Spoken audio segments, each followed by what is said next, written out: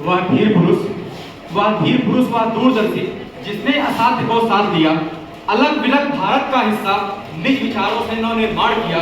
है नमन उन्हें उनके विचार प्रस्तुत करता हूँ।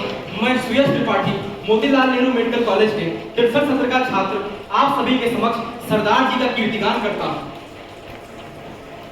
Today, on this auspicious day of Khadi Divas and Sardar Vallabhbhai Patel's memory, I take pride in standing before you and speaking on this occasion. My name is Asha Singh Suryavanshi, and my batchmate Suyash will illustrate and shed light on this significant day. I am once again honored to address you all on one of such similar occasions of national significance. I believe that a majority of you must already be knowing that today is both birth anniversary of Sardar Bhai Patel and Khadi Divas. He was a veteran freedom fighter who subsequently became the first deputy prime minister when India gained independence on 15 August 1947. Sardar Bhai Patel was born in Nadia, Gujarat on October 31, 1875. His father's name was Vallabhbhai Javed Patel. His mother was Ramda Patel. He started his early education at Karamsar and Bhittar. Sardar Bhai Patel had a very strong interest in law. After winning the district cadres examination, he started practicing law. Throughout his life, his strong emphasization the necessity of integrity for a nation and emphasized the importance of unity for winning India's independence. Like Mahatma Gandhi, he was also a follower of path of ahimsa and unity. He once said, manpower without unity is not a strength.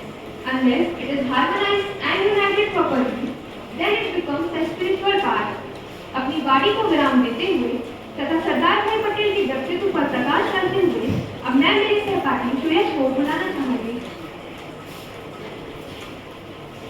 नमस्कार मेरे आदरणीय भारतवासियों, इस सदी के महानायक युगाधार लौह पुरुष के सुयश वर्णन में कोट शब्द भी नगण्य है।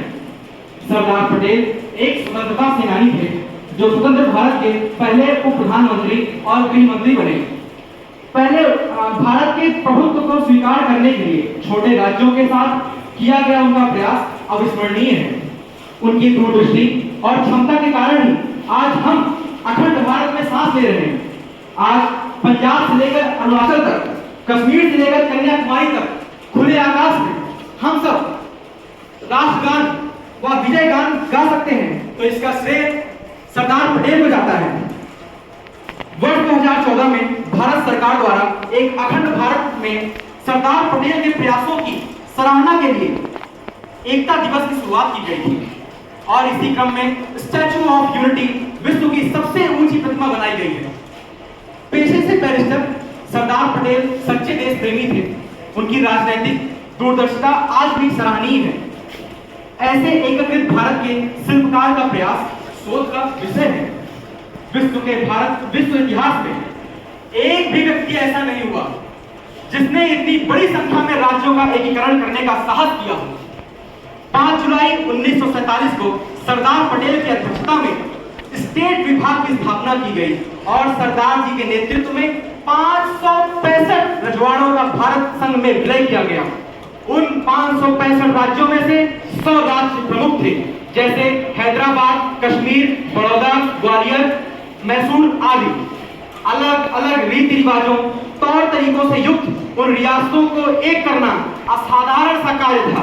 लेकिन कहते हैं कि धरती वीरों से खाली नहीं होती है और उसी भारत माँ के सपूत के प्रतिनिधित्व को सलाम करने के लिए आज हम सब यहाँ एकत्रित हैं। और एकता दिवस मात्र यहाँ बैठकर सलाम करने से ही नहीं सफल हो सकता।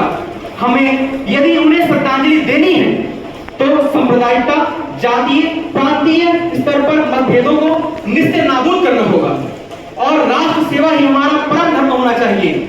और भारत की एकता में सेंध लगाने वाले पड़ोसियों के लिए कुछ पंक्ति कहना चाहूंगा कि क्या कहते हो मेरे भारत से चीनी टकराएंगे, अरे क्या कहते हो मेरे भारत से चीनी टकराएंगे, अरे चीनी को तो हम पानी में घोल घोल पी जाएंगे।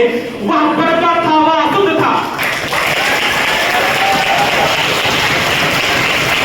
उनको शुद्ध किया। वह बर्बर था, वह अशुद्ध था, हमने उनको शुद्ध किया। हमने उनको बुद्ध दिया था, उसने हमको युद्ध दिया। आज बना है कमल शीश पर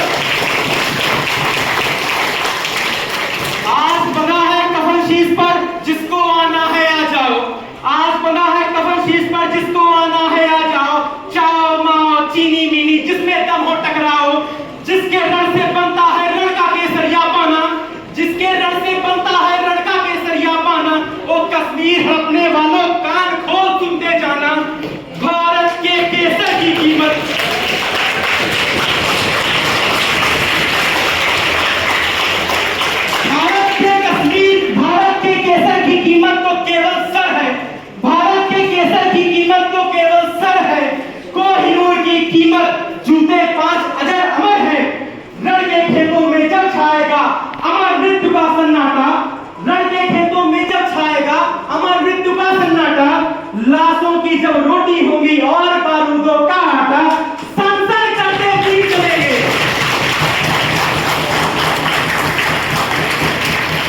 संसर करते भी चलेंगे वो बागी से कफन वाला, फिर चाहे रावलपिंडी हो या हो पेकिंग वाला,